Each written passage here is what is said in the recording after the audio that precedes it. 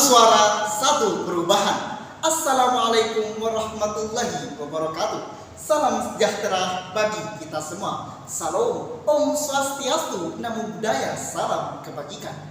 Dewan juri yang terhormat, rekan pemerhati lomba orasi yang saya banggakan.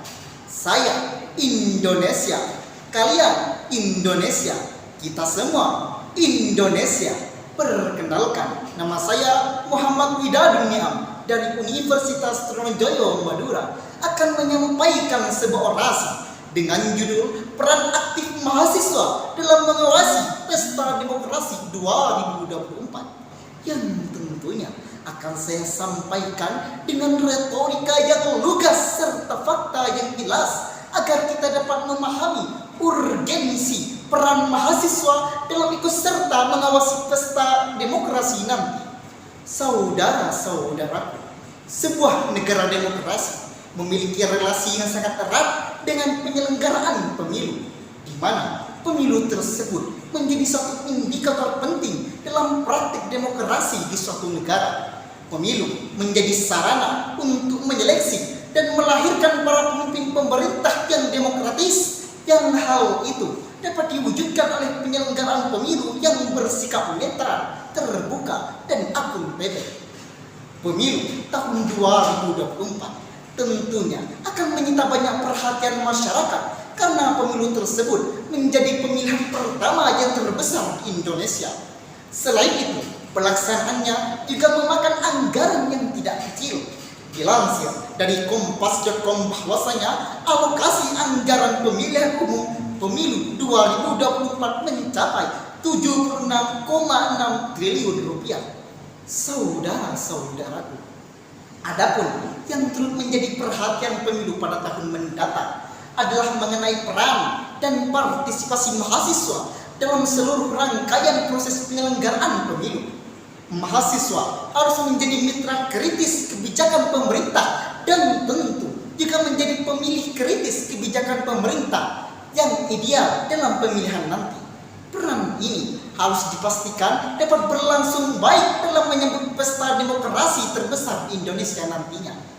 Menyambut pesta demokrasi yang akan diselenggarakan pada tanggal 14 Februari 2024 mendatang, masyarakat, khususnya mahasiswa yang berperan sebagai agent of change, tentunya tidak perlu apatis dan hanya berdiam diri serta bersikap acuh tidak acuh terhadap pemilu maupun pilkada nantinya. Karena dalam penyelenggaraan pemilu tidak sedikit tantangan yang akan dihadapi. Salah satunya adalah politik uang dan juga politik identitas yang nantinya para calon akan membranding dirinya dengan berbagai cara. Hal ini perlu dicegah agar tidak terjadi pengelompokan yang dapat memecah belah persatuan dan kesatuan bangsa Indonesia. Karena pada umumnya politik identitas menjadi suatu isu yang sangat rentan terjadi saat berlangsungnya pemilu. Perbedaan identitas tersebut seringkali dijadikan alat politik untuk memenangkan pertarungan politik dalam pemilihan.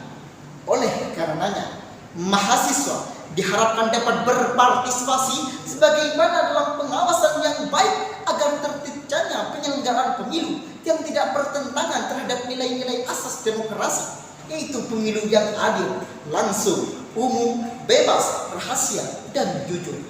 Selain itu, mahasiswa harus menjadi agen kerjasama pemerintah dalam memberikan edukasi terkait pemahaman serta pengetahuan yang berkaitan dengan politik kepada masyarakat, khususnya tentang politik uang dan kampanye hitam yang harus dilawan.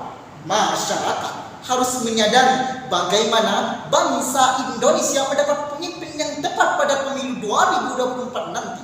Selain itu, mahasiswa juga diharapkan dapat mendorong masyarakat agar tidak salah dalam memilih pemimpin dan menyadari bahwa politik uang dan adanya kampanye hitam dapat menimbulkan rusaknya demokrasi dalam asas pemilu.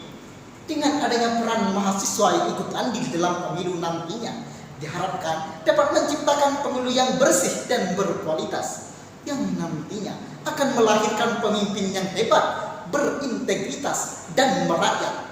Tentunya sesuai dengan cita-cita nasional bangsa Indonesia. Saudara-saudaraku, mahasiswa harus mampu menjadi eksekutor dan pelaku narasi progresif yang dapat membangun dan mengedukatif masyarakat akan pentingnya pemilu. Karena adanya pemilu merupakan tindakan untuk melahirkan wakil rakyat yang merakyat. Dewan juri yang terhormat, mungkin hanya ini orasi yang dapat saya sampaikan. Kurang dan lebihnya mohon maaf. Wassalamualaikum warahmatullahi wabarakatuh.